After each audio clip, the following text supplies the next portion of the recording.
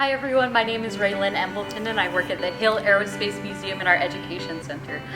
So continuing on frequently asked questions that we get here at the museum, one other frequently asked question that we get is, what do the letters in front of plane names mean? Right? There's F, there's A, there's B, there's C, there's D. What do those all mean? So we're here to talk to you about that today.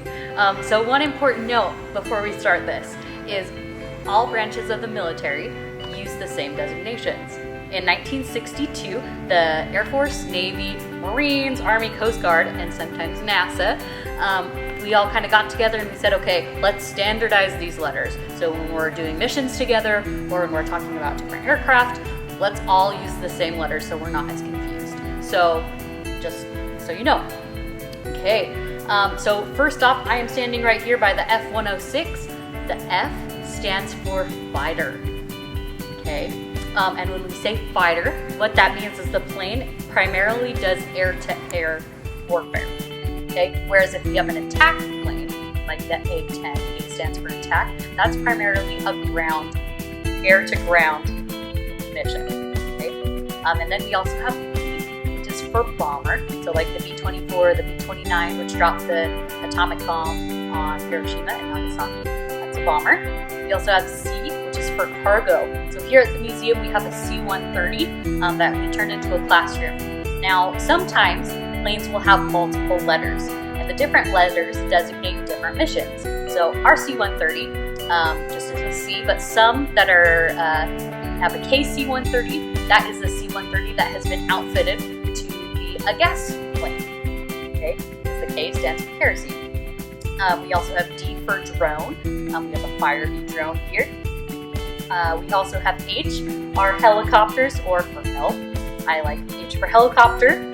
And then we have M, which is for multi-mission. So we recently just got an MQ-1, or a Predator drone. So to decode that for you a little bit, we've got M, which means multi-mission, and then Q means unmanned aerial vehicle.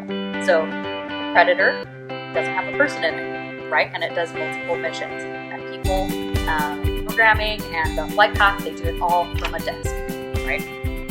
Then we also have O for observation. And then we have P. Now, there's two different meanings for P in aircraft. Before 1962, it was for pursuit. So in World War II, we had planes like the P-51, the P-47. Those were pursuit planes. Those were basically little fighter aircraft that went in front of bombers, because the bombers weren't as maneuverable. But now P is for patrol.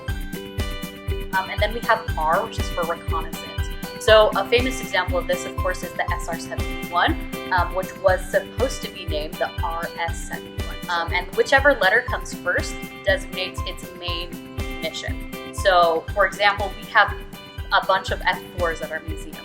Okay, those are fighter aircraft. But when that aircraft has been outfitted for a reconnaissance mission, it is now an RF-4, because the reconnaissance is its main mission. And then we have T for trainer. So we have a couple different trainer aircraft in our first gallery, and then we have U for utility. And then there's a couple weird letters. So J and N are both for special tests. Okay, that doesn't count the Jenny, because that was before 1962. And then we have X, Y, and Z, which are all for experimental, prototype, or planned aircraft. So for example, the F-35 in its experimental phase was called the X-35 because it was being experimented on. And some aircraft actually have two missions. So if you've ever heard of the FA-18, that's F/A-18. That is an aircraft that is a fighter and also an attack aircraft. So it has air-to-air capabilities and also air-to-ground capabilities. So thank you for joining us on this episode of Questions about the Museum. If you have any other questions that you'd like us to answer, drop a comment. Thank you.